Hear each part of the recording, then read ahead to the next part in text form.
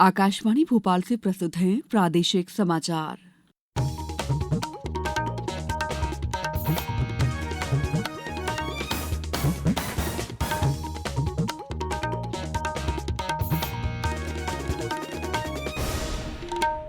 नमस्कार, समाचारों के साथ मैं दीपा सिंह। सबसे पहले मुख्य समाचार। केंद्र सरकार ने गेहूं भंडारण की सीमा कम की। अब थोक विक्रेता 1000 मीट्रिक टन गेहूं ही रख सकेंगे। केंद्रीय मंत्री शिवराज सिंह चौहान ने लोकसभा और विधानसभा चुनाव एक साथ कराने पर दिया जोर। मुख्यमंत्री डॉ मोहन यादव आज अलीराजपुर में सोंडवा उद्वहन सिंचाई परियोजना का करेंगे भूमि पूजन। और प्रदेश में कड़ाके की ठंड से कई जिलों में बदला स्कूलों का समय। आज भी प्रदेश के 33 जिलों में शीतलहर की चेतावनी। अब समाचार विस्तार से। केंद्र सरकार ने 31 मार्च 2025 तक लागू गेहूं भंडारण की सीमा को संशोधित करने का निर्णय लिया है।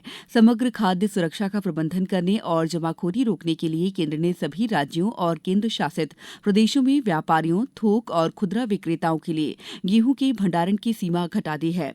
व्यापारियों और थोक विक्रेताओं के लिए गेहूं की भंडारण सीमा 2000 मीट्रिक टन से घटाकर 1000 मीट्रिक टन कर दी गई है, जबकि खुदरा विक्रेताओं के लिए सीमा 10 मीट्रिक टन से घटाकर 5 मीट्रिक टन कर दी गई है। इसी साल रबी में 1132 लाख मीट्रिक टन गेहूं की पैदावार दर्ज की गई और देश में गेहूं की पर्याप्त उपलब्धता है। हरियाणा में केंद्रीय मंत्री शिवराज सिंह चौहान ने करनाल और कुरुक्षेत्र दौरे के दौरान लोकसभा और विधानसभा चुनाव एक साथ कराने पर जोर दिया। उन्होंने कहा कि आज प्रधानमंत्री नरेंद्र मोदी के नेतृत्व में देश तेजी से विकास कर रहा है। उन्होंने कल कहा कि संविधान में संशोधन करके सभी विधानसभा और लोकसभा चुनाव 5 साल में एक बार एक साथ करवाने के लिए जन जागृति पैदा की जानी चाहिए। 5 साल सारे राजनीतिक दल केवल चुनाव की तैयारी करते रहते हैं और उसमें जन कल्याणकारी काम और विकास के काम पीछे रह जाते हैं। चुनाव आयोग भी खर्चा करता है तो जनता का पैसा तो है वो, और फिर राजनीतिक दल भी खर्चा करते हैं। समय का अपव्यय, धन का अपव्यय हमारे विकास को अवरोध करता है। ये चुनाव हमेशा होने वाला, और इसलिए संविधान में संशोधन करके 5 साल में एक बार सभी विधानसभा और लोकसभा के चुनाव एक साथ होने चाहिए। इसके लिए जन जागरण हमको करना चाहिए। इंदौर एयरपोर्ट को नई सुविधाएं मिलने वाली हैं, जिसके बाद हवाई सफर बेहतर और ज्यादा सुरक्षित होगा। केंद्रीय नागरिक उड्डयन मंत्री किंजरापू राममोहन नायडू इंदौर में नई सुविधाओं का लोकार्पण करेंगे। इसमें नया fire station, air traffic control प्रमुख है। केंद्रीय मंत्री नायडू के इंदौर आगमन की संभावित तारीख 22 दिसंबर है। दरअसल इंदौर सांसद शंकर ललवानी ने बुधवार को नागरिक उड्डयन मंत्री नायडू से मुलाकात कर उन्हें इंदौर आने का न्योता दिया है, जिसे केंद्रीय मंत्री नायडू ने स्वीकार किया। साथ ही सांसद ललवानी ने इंदौर एयरपोर्ट को आगामी 25 सालों को ध्यान में रखकर विकसित करने की योजना भी केंद्रीय मंत्री नायडू से साझा की। मुख्यमंत्री डॉ मोहन यादव आज अलीराजपुर के प्रवास पर रहेंगे। इस दौरान मुख्यमंत्री डॉ यादव छकतला में सोंडवा उद्वहन सिंचाई परियोजना का भूमि पूजन कर जिले को सौगात देंगे। 1700 करोड़ रुपए से अधिक की लागत से तैयार होने वाली इस परियोजना के माध्यम से जिले के 169 गांवों की 55,000 हेक्टेयर से अधिक भूमि सिंचित होगी। पीने के पानी की उपलब्धता बढ़ेगी। इस दौरान मुख्यमंत्री डॉ यादव जल संसाधन विभाग, लोक सेवा यांत्रिकी विभाग सहित कई अन्य विभागों की योजनाओं का भूमि पूजन भी करेंगे। मुख्यमंत्री डॉ यादव छकतला में कृषि विकास केंद्र द्वारा श्री अन्न के प्रचार प्रसार और जिले में उत्पादन के लिए किए जा रहे प्रयासों की प्रदर्शनी का भी अवलोकन करेंगे। रेल प्रशासन ने सामान्य श्रेणी के यात्रियों को सुविधा प्रदान करने के उद्देश्य से रेलगाड़ियों में द्वितीय सामान्य श्रेणी के कोचों की संख्या में विस्तार किया है। इससे सामान्य श्रेणी में यात्रा करने वाले लोगों को काफी सहूलियत होगी। इसी कड़ी में पश्चिम मध्य रेल की 14 जोड़ी ट्रेनों में सामान्य श्रेणी के कोचों की संख्या अब अनिवार्य रूप से 4 कर दी गई है। इसमें Jabalpur Somnath, Jabalpur express, Gondwana express, Shridham express, MP Sampark Kranti express, Katra Jabalpur express, Mahakaushal express, Amravati express और दयोदय एक्सप्रेस प्रमुख है। समाचारों में वक्त है ब्रेक का। ये समाचार आप आकाशवाणी मध्य प्रदेश से सुन रहे हैं। ये समाचार बुलेटिन YouTube पर मध्य प्रदेश न्यूज ऑल इंडिया रेडियो चैनल पर और फेसबुक साथ ही X प्लेटफॉर्म पर AIR न्यूज भोपाल पर सुने जा सकते हैं।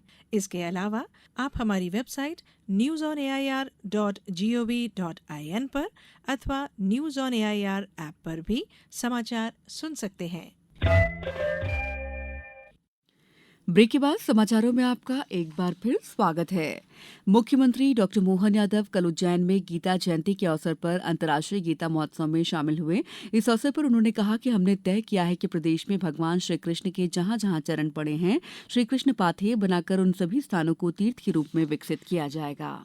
हमारे लिए आप जितने प्रकार से बात करें गीता जी के लिए तो कम है, और इसीलिए भगवान कृष्ण का गीता जी वाला पक्ष हम लेकर के आए।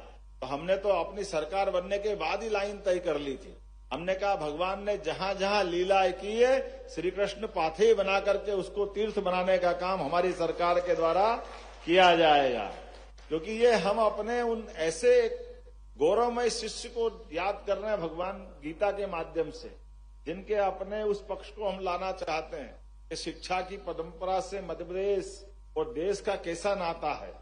गीता जयंती पर कल प्रदेश भर में विभिन्न कार्यक्रमों का आयोजन किया गया। भोपाल नगर निगम की लाइब्रेरी में अब गीता रखी जाएगी। नगर निगम अध्यक्ष किशन सूर्यवंशी ने कहा है कि इससे छात्रों को अध्ययन और शोध करने में मदद मिलेगी। धार जिला मुख्यालय और रुक्मणी हरण स्थल अमझेरा में अंतर्राष्ट्रीय गीता महोत्सव पर सांस्कृतिक कार्यक्रमों का आयोजन किया गया।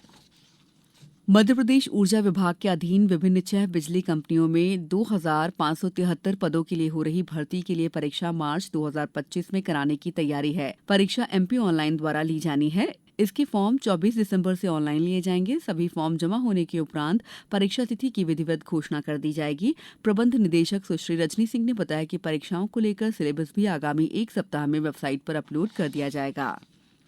प्रदेश में 3 दिन से कड़ाके की ठंड पड़ रही है। आज भी प्रदेश के 33 जिलों में शीतलहर चलेगी। इनमें से भोपाल, इंदौर समेत 21 जिलों में कोल्ड डे रहेगा। बढ़ती ठंड के चलते भोपाल और इंदौर में स्कूलों का समय बदल दिया गया है। मौसम विभाग ने इंदौर और राजगढ़ में कोल्ड डे और कोल्ड वेव का ऑरेंज अलर्ट जारी किया है। भोपाल और विदिशा सहित अन्य जिलों में कोल्ड डे रहेगा। मौसम विभाग ने बताया कि उत्तर भारत में बर्फबारी होने से सर्द हवाएं प्रदेश में आ रही हैं। इस वजह से ज्यादातर हिस्सों में कड़ाके की ठंड पड़ रही है। पचमढ़ी में पारा रिकॉर्ड 1.8 डिग्री सेल्सियस पर पहुंच गया है। भोपाल में 6.9 डिग्री, इंदौर में 8.6 डिग्री, ग्वालियर में 6 डिग्री और जबलपुर में 6.5 डिग्री सेल्सियस रिकॉर्ड किया गया। अब कुछ समाचार संक्षेप में। रीवा के अवधेश प्रताप सिंह विश्वविद्यालय का 12वां दीक्षांत समारोह आज पंडित शंभूलाल शुक्ल सभागार में आयोजित किया जा रहा है। समारोह के मुख्य अतिथि प्रदेश के राज्यपाल होंगे। आगरमालवा जिला न्यायालय सहित सभी तहसील न्यायालयों में 14 दिसंबर शनिवार को लोक अदालत का आयोजन किया जाएगा। सतना और मैहर जिले की कुल 3,83,829 लाडली बहनों के खातों में कुल 47 करोड़ 5 लाख से अधिक रुपए जमा हुए। मंदसौर जिला न्यायालय परिसर में महिला और बच्चों के विरुद्ध होने वाली लैंगिक हिंसा की रोकथाम विषय पर 1 दिवसीय सेमिनार का आयोजन किया गया। निवाड़ी कलेक्टर ने सभी विभागों की सीएम हेल्पलाइन की लंबित शिकायतों की समीक्षा कर त्वरित निराकरण करने के निर्देश दिए। मुरैना के शासकीय पीजी कॉलेज में एमएससी प्राणी शास्त्र और एमएससी बॉटनी के विद्यार्थियों ने केंद्रीय एकीकृत इंसेंट पेस्ट मैनेजमेंट केंद्र पर भ्रमण किया। राजगढ़ में शीत घात और शीतलहर को लेकर पर्याप्त सावधानी बरतने की अपील आम नागरिकों से की गई है। इस बुलेटिन में इतना ही। नमस्कार।